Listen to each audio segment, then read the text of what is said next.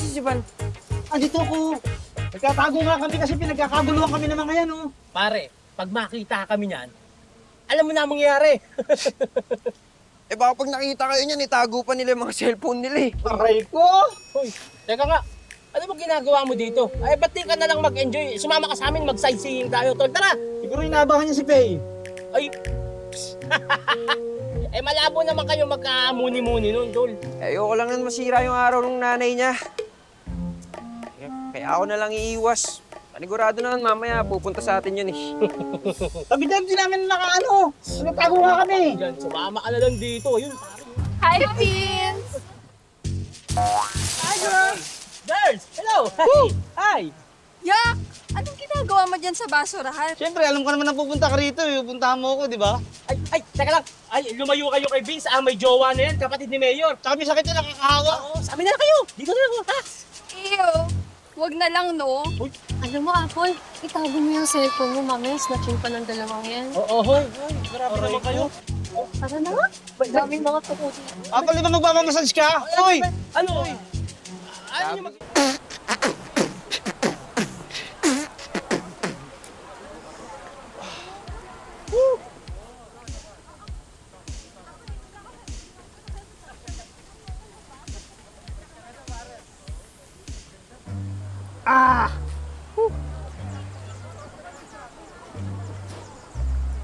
Ano ba yan?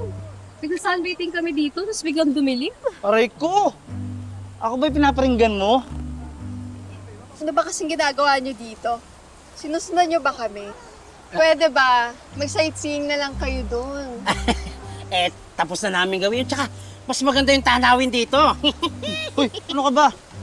Di ba sinabi ko naman sa inyo, pwede nyo kami utusan kahit ano. Kahit ano yung utos nyo gagawin namin. Talaga? Promise! Miss? Promise! O sige, bilhin nyo kami ng fruit shake ni Apple habang nagsa-sunscreen kami dito. Sunscreen, kami na maglalagay niyan para hindi na kayo mapagod. At tsaka mahirap yan. Pag mapipinayan kayo, hindi nyo masyado maabot, kami na lang. Mukha nyo.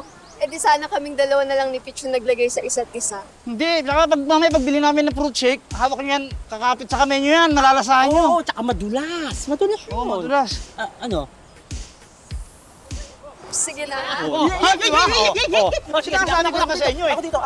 Expert kami sa ganito, matagal na namin ginagawa to. Alam mo ba pinapahanap kami ng mga mamahaling tao para lang magpahid ng mga ganito? Tsaka yung mga malilit mo na ugat na nagbabara, makatanggal yan. Hindi basta-basta kasi ang paglagay nito eh, binibilangin ng mga pagod, ng mga pahid na mga hindi mo malalaman kung saan ang gagaling. Yung lolo ko manghihilot, tatay ko manghihilot, yung lolo ng